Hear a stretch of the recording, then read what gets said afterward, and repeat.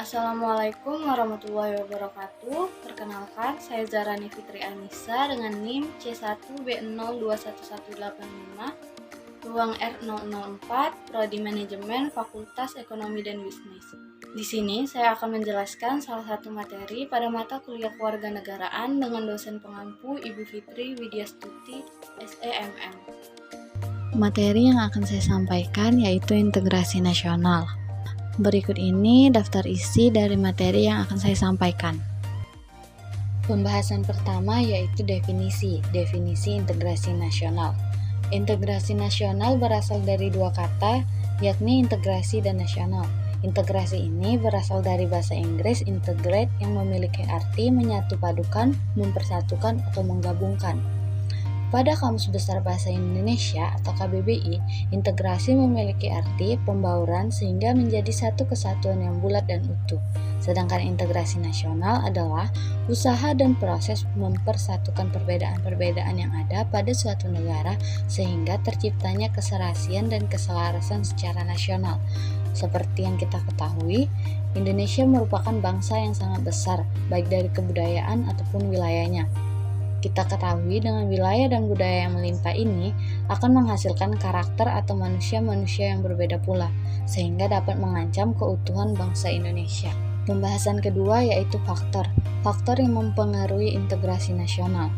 Faktor pendorong integrasi nasional. Adapun faktor pendorong tersebut diantaranya, yang pertama, adanya rasa yang senasib dan seperjuangan yang diakibatkan oleh faktor-faktor sejarah. Yang kedua, adanya ideologi nasional. Yang ketiga, adanya sikap tekad dan keinginan untuk kembali bersatu. Yang keempat, adanya ancaman dari luar. Faktor pendukung integrasi nasional. Yang pertama, penggunaan bahasa Indonesia. Yang kedua, semangat persatuan serta kesatuan di dalam bangsa. Yang ketiga, adanya kepribadian dan pandangan hidup bangsa yang sama, yakni Pancasila. Yang keempat, adanya jiwa dan rasa semangat dalam bergotong royong. Faktor penghambat integrasi nasional. Yang pertama, kurangnya penghargaan terhadap kemajemukan. Yang kedua, kurangnya toleransi antara sesama golongan. Yang ketiga, kurangnya kesadaran di dalam diri masing-masing masyarakat. Yang keempat, adanya sikap ketidakpuasan terhadap ketimpangan dan ketidakmerataan pembangunan. Pembahasan ketiga yaitu ancaman terhadap integrasi nasional.